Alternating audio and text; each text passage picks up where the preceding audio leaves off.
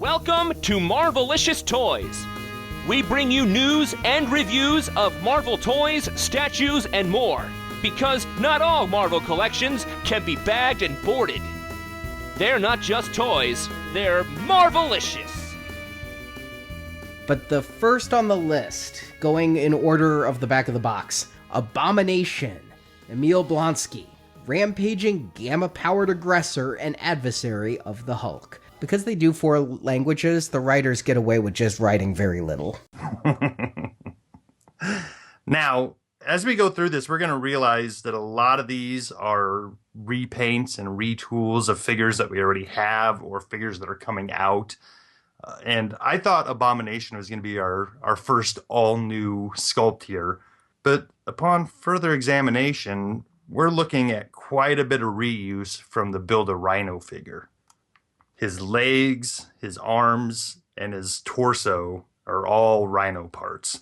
I don't know, Justin. There's a lot of similarities, but there's a lot of difference, too, here. I mean, if I'm just looking at the cracks in the rhino's armor, they don't match exactly. And the little raised bumps don't match exactly on Rhino and Abomination's chest. I'll give you the arms and legs are identical. Different shoulder pads on them, I guess, or shoulder joints, actually. But the bicep, forearm, thigh, and calf, all of those seem to be identical. It's a new chest, new shoulder pieces with scales. They've done a weird way of doing it, looking at it, the way there's like this piece that sits on the top that's kind of a softer plastic for the neck.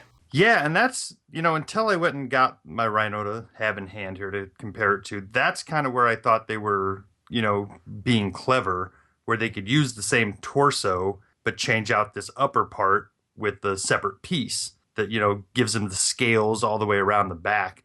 But I think you're right, Arnie. It's not the same piece exactly as Rhino's, but it almost looks like it's from the same starting point. Mm-hmm.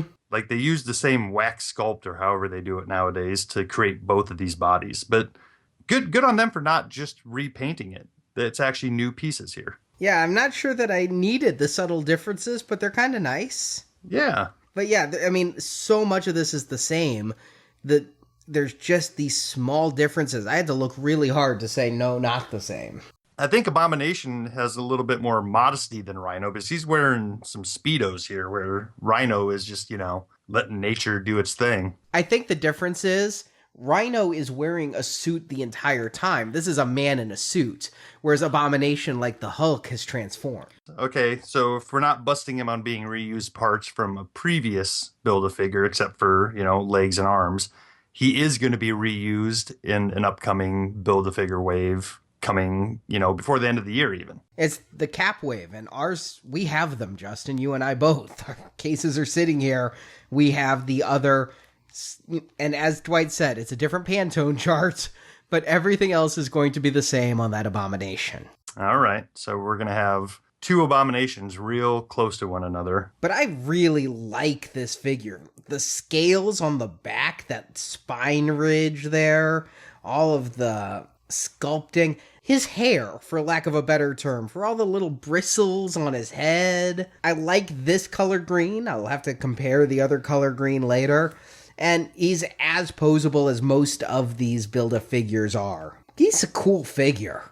He really is. His head is really rubbery, and so you can bend his ears back. And here's the other thing I'll give this set. Value for dollar. This set was $120, and we complained a little earlier they overcharged for the collector's set. But when you look at these Build-A-Figures, they usually go for $50 to $70 loose. And so here, you've got probably a $50 figure. Yeah, I'll accept that math. And I'm not even talking scalping prices. I'm saying because you have to buy so many figures to build the figure, there's just cost involved in that. Yep. I think this is a good addition to the set, even though I'm a little disappointed that we're not getting a new figure. I mean, when they put out that Star-Lord and things, even Dormammu, it took a year or more to get it at retail, whereas here, I came home from Comic-Con, and there were 2 Apocalypses on my doorstep. This and the regular retail one. Yeah, But I mean, going back to what you're saying about value, I mean, this is a 6-figure set at $120. That's $20 a figure.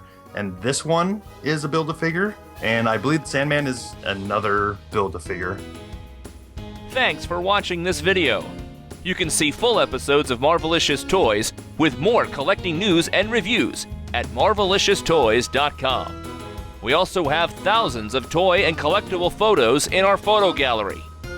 If you enjoyed this video, please subscribe to our YouTube channel. Until next time, make mine Marvelicious.